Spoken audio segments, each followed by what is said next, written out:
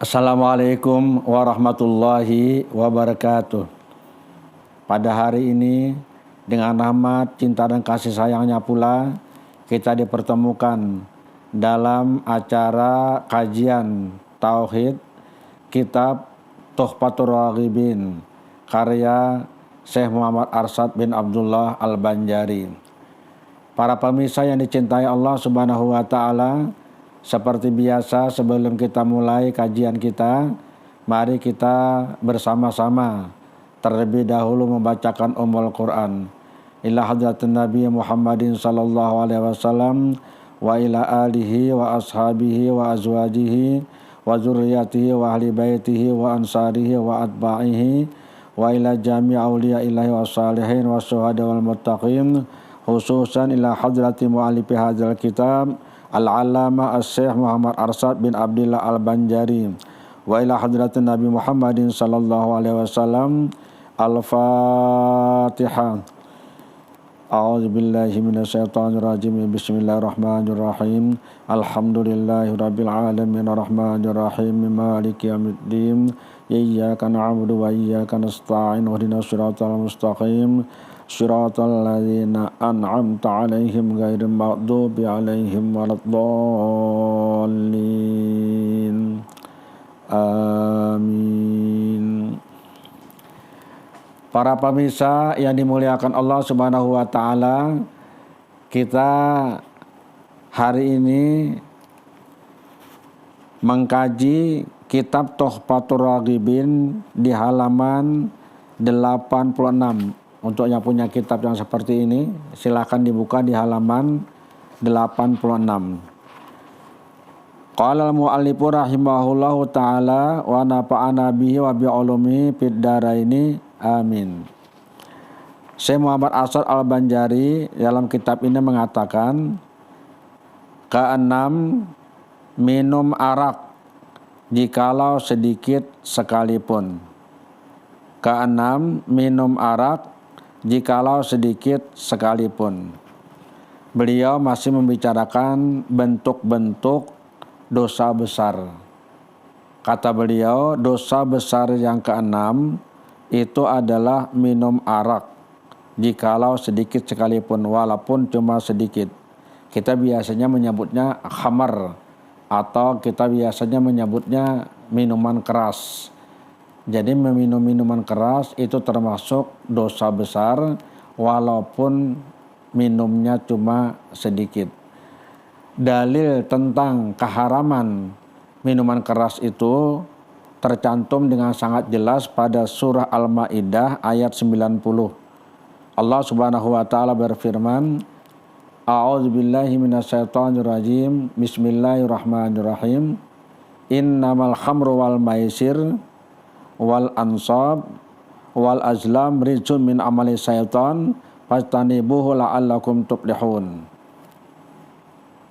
Sesungguhnya khamar, minuman keras, wal maisir, perjudian, wal ansab, berhala-berhala, wal azlam, meramal nasib, rijsum min amali syaitan, itu adalah kotoran dari setan. Fastanibuhu la'allakum tuflihun, jauhilah olehmu agar kamu mendapatkan keberuntungan. Ada dua hal yang disampaikan Allah Subhanahu wa Ta'ala di sini. Yang pertama, khamar, minuman keras, maisir, perjudian, ansab, berhala-berhala, azlam, mengundi nasib atau meramal nasib, rijsun min amali syaitan, itu adalah kotoran dari perbuatan setan. Baru yang kedua, Allah memerintahkan kepada setiap orang yang beriman untuk meninggalkan yang empat macam tadi. Fastanibuhu la'allakum tuflihun.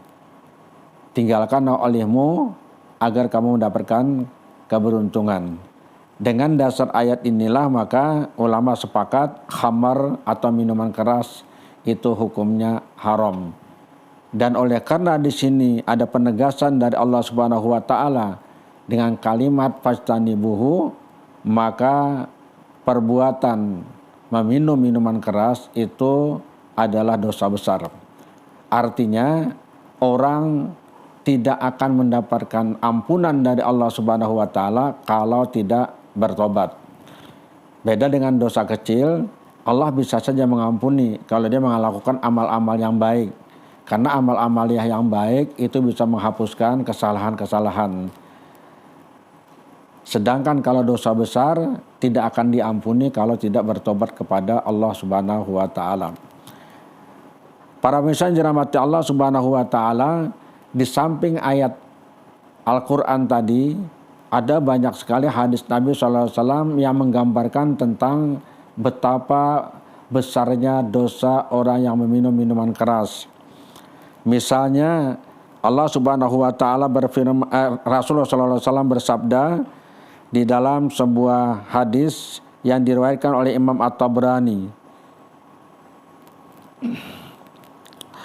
Beliau bersabda, man saribal khamra kharaja nurul imani min jawfihi. Man saribal khamra kharaja nurul imani min jawfihi. Barang siapa meminum minuman keras, maka nur iman akan keluar dari kerongkongannya. Jadi artinya mengancam keimanan seseorang kalau orang meminum minuman keras. Pada hadis yang lain, Rasulullah SAW bersabda, la yazni zani wa huwa mu'min, wa la yasrabu khamra hina yasrabuha wa huwa mu'min, wa la yasriku sariqu hina yasriku wa huwa mu'min. Tidaklah berzina orang yang berzina kalau dia dalam keadaan beriman. Tidaklah meminum minuman keras ketika orang meminumnya kalau dia dalam keadaan beriman. Dan tidaklah mencuri orang yang mencuri kalau dia adalah orang yang beriman. Jadi artinya kalau dilakukan juga berarti imannya sudah terbang, imannya sudah hilang pada saat dia melakukan itu. Sebab kalau dia masih ada iman, dia tidak akan melakukan. Dia tidak akan berzina, dia tidak akan minum minuman keras, dan juga tidak melakukan pencurian. Hadis ini sahih, rawahu Syakhani, diriwayatkan oleh Imam Bukhari dan Muslim. Jadi kalau demikian para pemirsa dirahmati Allah Subhanahu wa taala, masalah minum minuman keras ini ternyata terkait dengan soal iman manusia. Kalau orang imannya lemah, imannya sedikit, maka potensi untuk meminum minuman keras itu sangat besar. Atau dengan kata lain, kalau orang meminum minuman keras berarti imannya belum sempurna. Bahkan ada yang mengatakan pada saat itu imannya sudah terbang ketika dia melakukan perbuatan tersebut.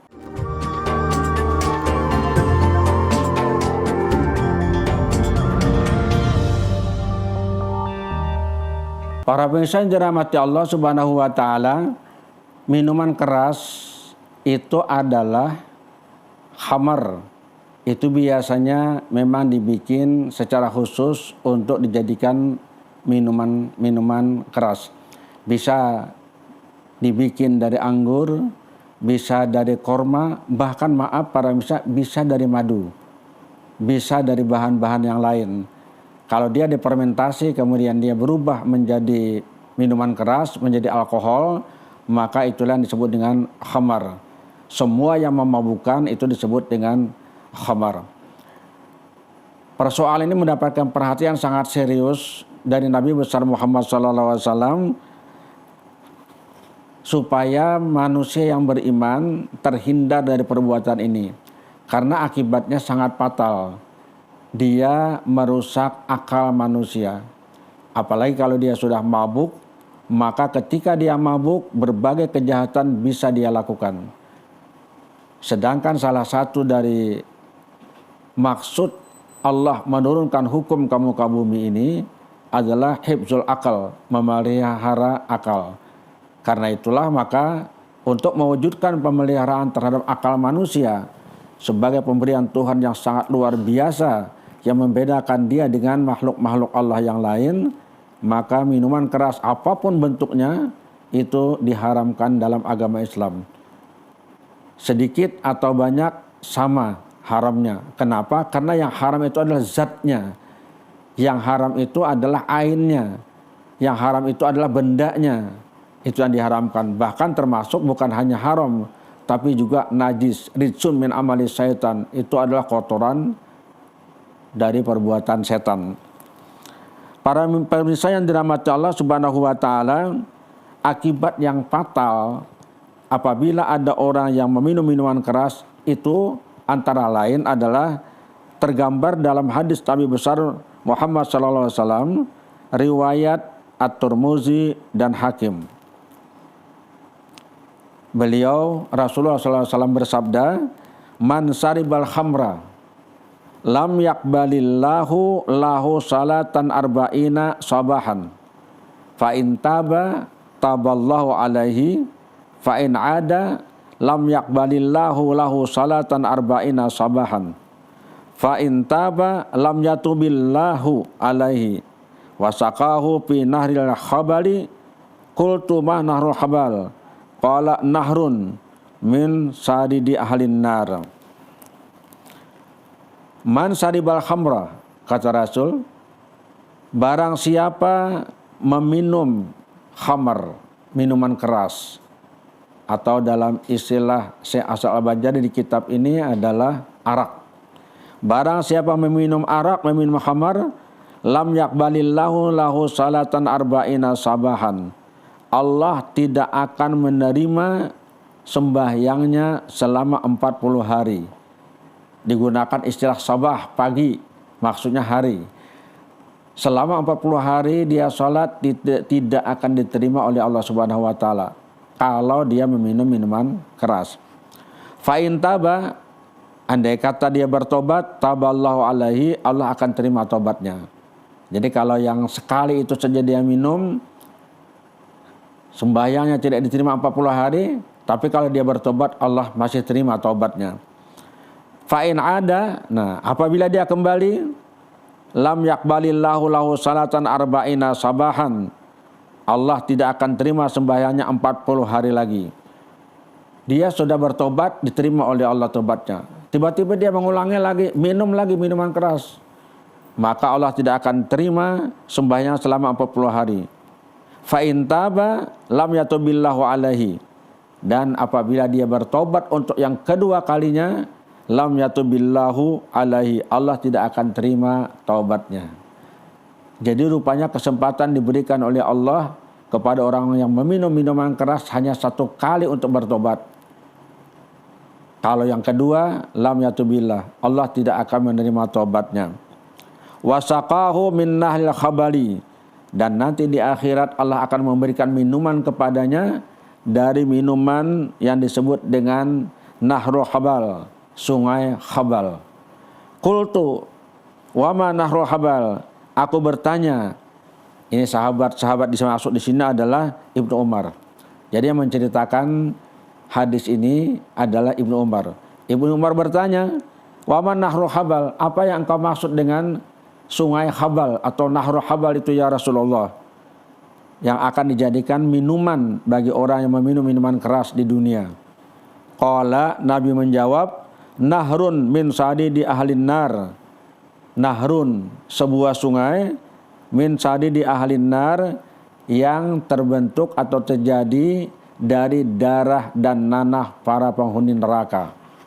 Jadi para penghuni neraka itu yang disiksa dengan siksaan yang luar biasa pedihnya dalam neraka, itu dari tubuhnya memancar keluar darah dan nanah, menyatu menjadi sebuah sungai, maka sungai itu disebut namanya Nahrul Khabal.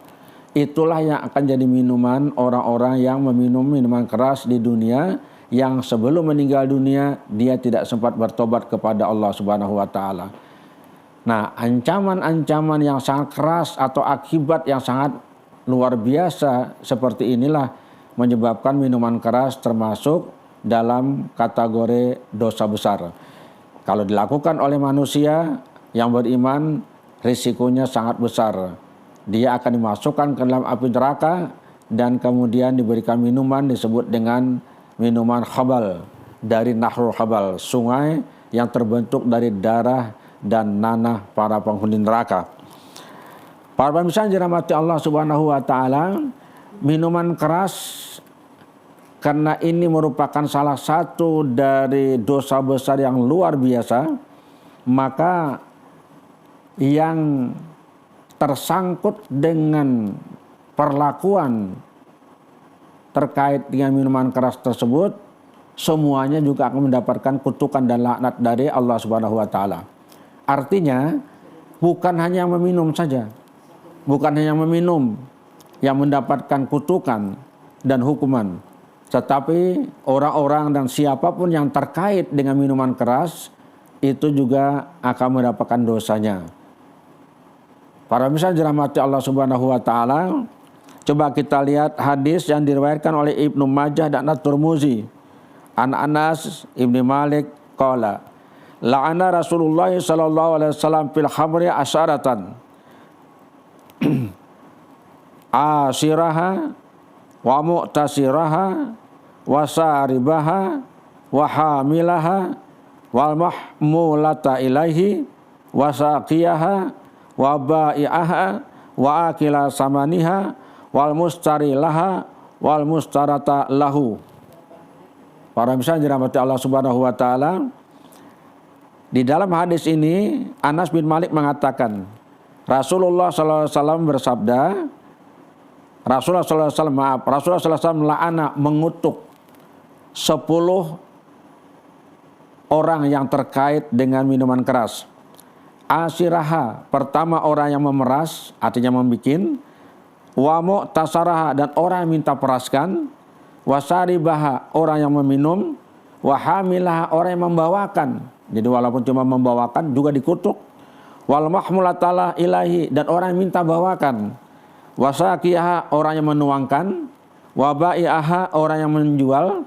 Wa akila samaniya, yang makan harganya. Jadi kalau ada orang jual minuman keras lalu kemudian uangnya digunakan untuk siapapun yang diberikan uang itu untuk beli makanan. Wa mustari laha, orang yang membelikan. Wal mustarata lahu, dan orang yang minta belikan. Ada 10 macam, semuanya dikutuk oleh Nabi besar Muhammad sallallahu alaihi wasallam.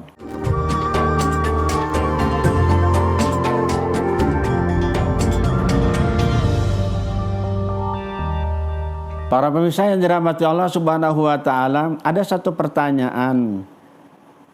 Kalau tadi dikatakan bahwa minuman keras itu hukumnya haram dan perbuatan itu termasuk dosa besar, bagaimana kalau misalnya orang menjadikan minuman keras itu sebagai obat?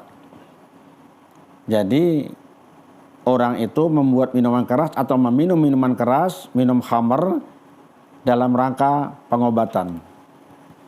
Para pemirsa dirahmati Allah Subhanahu wa taala, memang di sini ada perbedaan pendapat para ulama. Ada sebagian yang berpendapat kalau memang terpaksa tidak ada pilihan lain kecuali obat itu dibolehkan. Tapi ada yang keras berpendapat tidak boleh sama sekali, kecuali ancamannya kematian. Itu sudah termasuk kategori darurat. Dan kita sudah sangat hafal dengan kaidah yang mengatakan bahwa ad-daruratu tubihul mahzurat. Kedaruratan itu membolehkan sesuatu yang dilarang. Para pemirsa yang dirahmati Allah Subhanahu wa taala, pada zaman Nabi sallallahu alaihi wasallam ada seorang sahabat namanya Tariq bin Suwaid al-Ja'fi. Dia sakit, kemudian dia bikin khamar, minuman keras. Disampaikan kepada Rasul sallallahu alaihi wasallam. Lalu beliau bertanya, apakah benar Tariq bin Suwaid membuat minuman keras? Iya, tapi membuatnya untuk obat. Apa kata Rasulullah SAW? Innahu laisa bidawain walakinnahu daun. Sesungguhnya khamar, minuman keras itu bukan obat. Dia adalah penyakit. Walakinnahu daun. Dia penyakit, dia bukan obat, kata Nabi. Artinya untuk obat pun tidak boleh digunakan minuman keras. Hadis riwayat Muslim, Abu Daud dan At-Tirmidzi. Kemudian ada lagi sebuah hadis yang diriwayatkan oleh Abu Daud dari Abu Darda. Rasulullah SAW bersabda, Innallaha anzalat da'a wad dawa'a Faja'ala likulli da'in dawaun fatadawau wala tatadawau biharamin.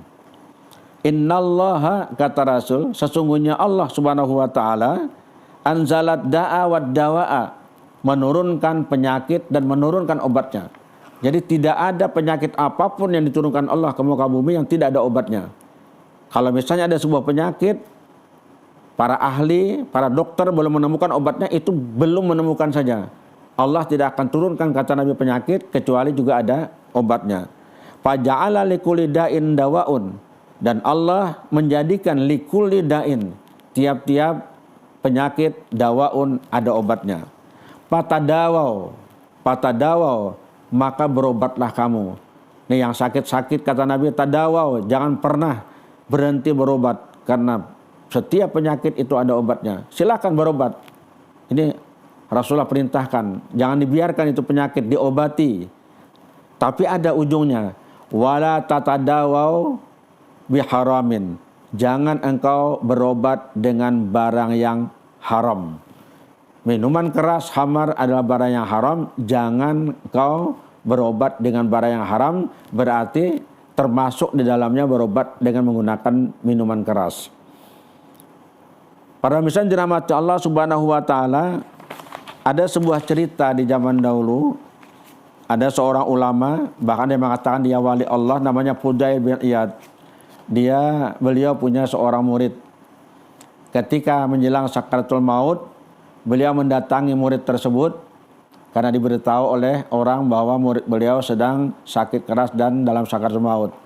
Beliau mencoba menalkinkan murid yang disayangi beliau ini, tapi tidak bisa mengucapkan kalimat la ilaha illallah sampai akhir hayatnya. Sedih beliau.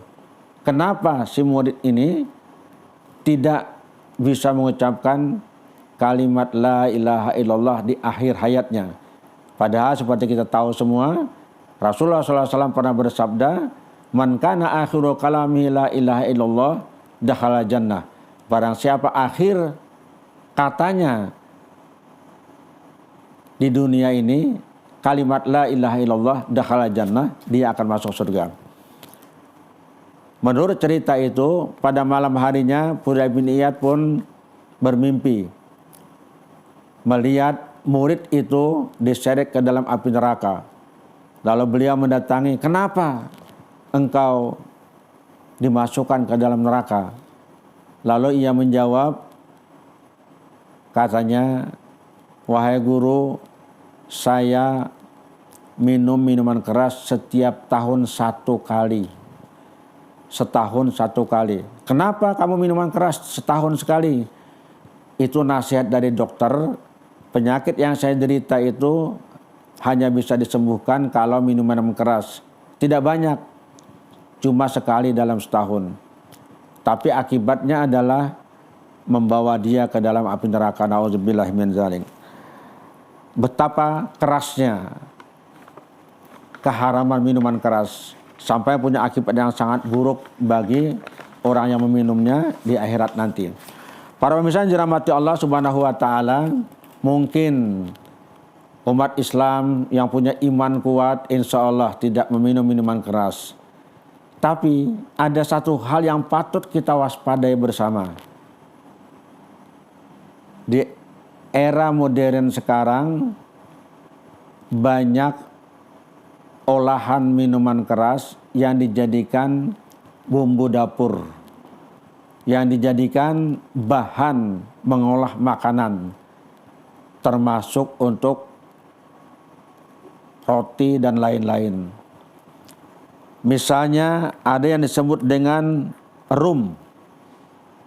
Rum itu biasanya dicampurkan untuk kue-kue, roti dan lain-lain supaya rasanya lebih enak, aromanya lebih bagus, dimasukkan ke dalam. Biasanya kalau ada pengusaha wadai ya dalam bahasa Banjar, itu kemudian menggunakan ini, kalau dia minta kepada lembaga yang menangani masalah halal, dia tidak akan memberikan sertifikat halal kepada wadai yang mereka bikin. Kenapa? Karena rum itu sesungguhnya adalah khamar. Rum itu terbuat dari air tebu. Kadar alkoholnya mencapai 40%. Itu dicampurkan biasanya. Karena itu waspadalah kita, jangan sampai memakan roti atau cake atau apapun namanya kalau ada campuran rum di dalamnya. Karena itu kita juga dianjurkan para pemirsa, apalagi terkait dengan makanan dan minuman, bahkan termasuk kosmetik, sebelum membeli, lihat dulu ada label halalnya atau tidak. Karena kalau sudah ada label halalnya, maka itu sudah dilakukan pemeriksaan yang ketat dari lembaga yang berwenang, berarti ada jaminan bahwa itu tidak mengandung yang haram. Yang kedua, ada yang disebut dengan angciu. Angciu itu adalah arak masak. Ini fermentasi dari beras ketan. Biasanya, maaf sekali lagi, ini dipakai dalam Chinese food, makanan Cina yang menghilangkan bau amis apapun. Nah, ini biasa dipakai, dan ini juga adalah arak. Makanya disebut arak masak. Ada lagi bumbu yang dipakai biasanya dalam masakan Jepang atau masakan Korea, mirin dan sake. Itu biasanya dipakai semacam teriyaki. Itu katanya kadang-kadang menggunakan bahan ini. Bahan ini juga adalah bahan dari minuman keras. Apalagi kalau misalnya ada yang jelas-jelas minuman kerasnya yang dicampurkan ke dalam, maka itu jelas keharamannya. Ada brandy misalnya, white wine, ada red wine, yang konon memang kalau dicampur dengan makanan, kue-kue misalnya, itu menimbulkan aroma dan rasa yang lebih enak. Tapi dalam agama kita, agama Islam, itu hukumnya haram. Karena itu waspadalah kita semua, jangan sampai memakan makanan yang bercampur dengan minuman keras seperti tadi. Mudah-mudahan Allah Subhanahu wa taala memberikan rahmat, taufik dan hidayah kepada kita semua, sehingga kita terhindar dari memakan dan meminum makanan dan minuman yang haram. Ala hadzin niyah wa likulli niyatin salihah wa ila hadratin Nabi Muhammadin sallallahu alaihi wasallam. Al-Fatihah. A'udzubillahi minasyaitonir rajim. Bismillahirrahmanirrahim. Alhamdulillahirabbil alamin arrahmanir rahim maliki yaumiddin. Iyyaka na'budu wa iyyaka nasta'in ihdinas siratal mustaqim. Shiratal ladzina an'amta 'alaihim ghairil maghdubi 'alaihim waladdallin. Amin. Amin ya rabbal alamin. Bismillahirrahmanirrahim. Alhamdulillahi rabbil alamin. Allahumma salli wa sallim wa barik ala asrafil anbiya'i wa mursalin sayyidina wa habibina wa qudwatina wa maulana Muhammadin wa ala alihi wa sahbihi ajma'in. Allahumma ighfir lana wa li walidina warhamhum kama rabbana shighara wa li ashabil huquqi alaina wa liman ahsana ilaina wa li jami'il muslimina wal muslimat wa mu'minina wal mu'minat al ahya'i minhum wal amwat bi rahmatika ya arhamar rahimin. Allahumma fa'na bima 'allamtana wa 'allimna ma yanfa'una wa zidna ilma. Allahumma akhrujna min sulumatmi wa akrimna bi nuril fahmi waftahna ababal ilmi wa zaina bil akhlaqil hasanah wal hilmi bi rahmatika ya arhamar rahimin. Rabbana atina fid dunya hasanatan wa fil akhirati hasanatan wa qina adzabannar. Wa sallallahu ala khalaqi sayyidina Muhammad wa ala alihi wa sahbihi ajma'in. Subhan rabbika rabbil izzati amma yasifun wa salamun ala mursalin walhamdulillahi rabbil alamin. Wassalamualaikum warahmatullahi wabarakatuh.